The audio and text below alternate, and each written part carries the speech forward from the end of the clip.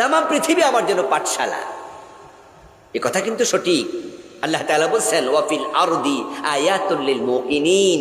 আল্লাহ বলে তাম জমিনের মাঝে আমি বিশ্বাসীদের জন্য অসংখ্য নিদর্শন রেখেছি, তারা সব সময় শিখতেই থাকবে। সুবহানাল্লাহ।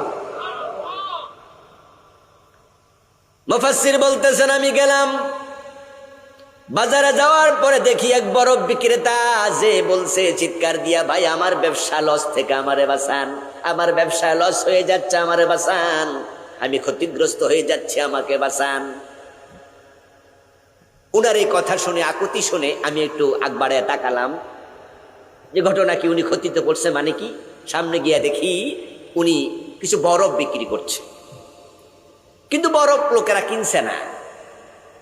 তো না কেনার কারণ উনি বলছে আমি ক্ষতিগ্রস্ত হচ্ছি, মানে হলো বরফ যদি বাহিরে রেখে দেন আর না কিনে, তাহলে বরফটা কি একরকম থাকে না গলতে থাকে? তো যদি 2 ঘন্টা 4 ঘন্টা 6 ঘন্টা এরকম থাকে, তাহলে বরফটা কি থাকবে না পানি হয়ে যাবে? তো উনার যে পুঁজিটা আসছিল এটা আসে না গেছে? আমাদের জীবন ঠিক তাই, সময় কাজে লাগান,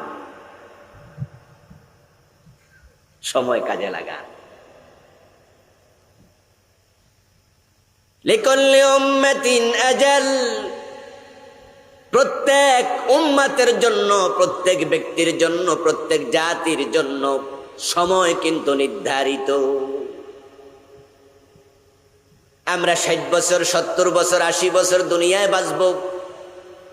এই যে 70-80, এটা দুনিয়া আসার পরে ফাইনাল হবে না আগে ফাইনাল? যারা জানেন কথা বলেন ইয়েস। হাদিসে পাওয়া যায় নবীজি সাল্লাল্লাহু আলাইহি ওয়াসাল্লাম বলছেন, মায়ের পেটে সন্তান যখন জন্ম নেয় প্রথম 40 দিন থাকে নুতফা, বাবা এবং মায়ের পানি, বীর্য, স্পার্ম। 40 দিন মায়ের রেহেমের মাঝে, জরায়ুর মাঝে আল্লাহ এটাকে বীর্য আকারে রেখে দেন।